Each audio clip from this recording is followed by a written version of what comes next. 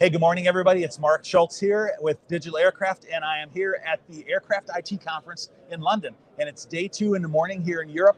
And so looking forward to meeting with some of the different people here. There's been a buzz of activity, but probably the most exciting thing so far has just been the amount of interest there is in digitization and helping the industry to be more efficient and implement digital. And I have a couple of experts here with me today in the industry from Ramco, and we're going to be talking about what industry problems there are and how Ramco is helping people to address those. So I'm going to jump right over here and introduce my guest this morning.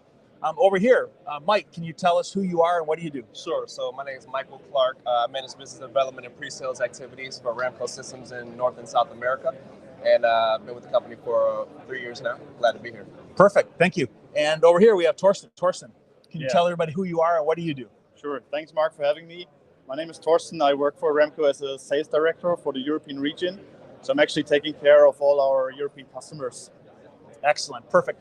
And I know when you're watching, you always like to know a little bit about sort of the background of people that you're talking to, so you know a little bit of the context of what they're dealing with. And Mike, could you just tell people a little bit about yourself and just your background and what brings you to Ramco? Sure, yeah, absolutely. So I come with about 14 years of enterprise IT experience, mainly large-scale ERP implementations. The last 4 or 5 years have been in the aviation industry, everything from airport ops to now MRO and M&E software. Yeah, I love that background of both aviation and IT, bring it together and, practical application of the IT. Perfect. And Torsten, I know you've just recently joined Ramco. Yeah, exactly. And so I think it's really interesting, your background. Can you just share a little bit of your background and where you come from? Yeah. So my background is actually 100% aviation oriented. I have more than 10 years experience in the aviation MRO industries. And in such, I'm primarily specialized in engine MRO. Worked for more than 8 years with a large engine MRO in Europe. And I also worked for a base maintenance shop in Europe for airframe maintenance. Okay. It was that little company in Hanover, right? Yeah, it's very little. Yeah, correct. Worldwide. They're not only in Hanover, actually, but everywhere. That's where I was based. Exactly. Okay. But what's really interesting about engine and engine MRO is the high value of parts makes it a really solid target to be able to optimize with digital. And we're going to talk a little bit about that. But I'm going to start with you, Mike. What kind of problems are you seeing in the industry today? What are people coming and talking to you about as they come to your booth here today? What are they asking you about? Sure. So the hot topic I've been hearing about lately from MROs, operators alike, is the digital task card functionality. More specifically, digitizing OEM manuals such as AMMs, IPCs, EMMs, etc. They're finding that it's really a challenge for them.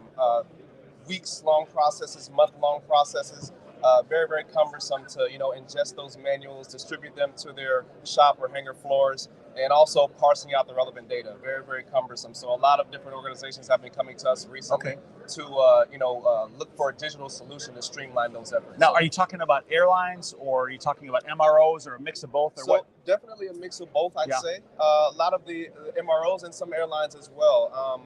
From the MRO perspective, they receive not only those manuals from the airlines or from their customers, but also from the OEMs as well. So it's definitely a good mix, but I'd say heavily on the MRO space. Yeah, Mike, I've talked to a lot of MROs, and many times the very first problem they bring up to me is, they have a lot of different customers that are coming in, and they have a lot of different types of data that's coming in, and so they have this challenge of how do I ingest this data? Right? I have paper, I have PDF, I have Excel spreadsheets, I have Word, and what do I do with it? They give them a stack, or they give them an FTP site, and they say, fix my airplane, right? Yeah. And so the challenge of ingesting that data and planning it out is really a difficult task. It really is. I see that all over the place. Yeah, absolutely. And so with a solution such as our e-publications module, we can really automate a lot of those processes.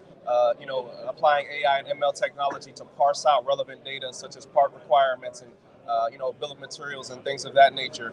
But not only that, making these documents alive. So it's not only about ingesting a document and pushing it to the shop or hangar floor, but also making those alive in the sense of adding unstructured data such as video and audio, as well as e-signature. So allowing technicians to directly sign off on those task cards, and then push that data into the database and update your schedules and forecasts. That's really a hot thing that we do pretty well. Yeah, I just did a presentation and we were talking about that a little bit, and basically the bottom line is that if you don't have digital data in your system, how can we have digitally efficient solutions? And so the ability to be able to bring that data into the system and to be able to create not just digital data, but structured digital data that's actually intelligent and can be interfaced with other systems is really an important part of success. Absolutely. Yeah. Absolutely. Hey, let's switch over and have a conversation a little bit about engines, though, because I know we have the same challenge in engines, and I've worked with a number of different engine MROs and companies, over the years, and I'm thinking of one specifically where they pulled their very best guy out of the base maintenance and they put him in engines because parts were so expensive and the cost of production was really challenging. And so what they were really trying to focus on, how do we optimize the engine operation? And so what kind of challenges do we have, in engine operations right now? Where are the biggest problems that we're faced with right now? Yeah, Mark, I think coming out of the pandemic situation, right, there's a lot of, when demand is picking up in the traffic, airlines, flying more and more. So also demand is going up for engine maintenance. And what shops are facing is a shortage of capacities, of resources, staff, but there's also a big issue of material in the market. So the OEMs can't really deliver the material, so engine gets stuck in their process in the shops, and that's really an issue we are facing. And I think as we can help as Ramco is to make this disassembly and assembly process in the shop more efficient, right? Yeah. So if I just for a minute just took a lead off of what Mike was talking about, having digital data and being able to have digital execution of work and to have digital task cards and accomplishment, certainly that can be applied from both base maintenance to engine maintenance. But let's key in for a minute on the supply chain problem. Parts really expensive, challenging, inventory levels are up, inventory levels are down. I mean, what specific kind of parts supply chain problems are engine MROs faced with right now? Well, from my experience, I can hardly say it's a specific part. It could be any part. You can't build an engine if there's only, a washer missing. Let's put it that way, right? So it could be very expensive parts like LLPs, hot section airfoils, but it could be also like compressor parts, which are not that expensive, but they're holding the engine from buildup. Yeah, every little thing, every little nut washer, as well as a blade and a disc. I mean, everything, all through. And the big challenge, of course, ends up being that the value of those parts, I mean, they're so costly. So that's really... Inflation kicks also in, and the OEMs want to make their money after the pandemic as well. So the parts are really expensive, and it's a big cost impact for the engine shops. Mike, I know that Ramco has worked with different companies to be able to optimize the supply chain. I've seen actually some numbers that are pretty impressive. But what does Ramco doing to help smooth out or expedite or make the supply chain more agile and efficient? Sure, absolutely. So we have a couple of key partnerships with some key organizations globally, one being Aero Exchange and another being One Aero. So we've been able to integrate with several of our customers and have those, build that bridge between our customers and those organizations, and then subsequently to those vendors. So automating the PO process, automating the whole vendor relation process, and sending out parts, receiving parts, and things like that. Smoothing out that process to eliminate the human touch point, eliminate the room for human error and human lag, for lack of a better term. Automating all that EDI data exchange. That's something that we've been doing in the last 7 or 8 years, and we have several key customers as case studies. I'm broadening out the visibility into the supply chain, and not only being able to respond more quickly based on that information that you have, but actually being able to see more information and ingest that and make management decisions, based on that, and automate those decisions. What you just said really make a big difference in to be able to create efficiency in the supply chain.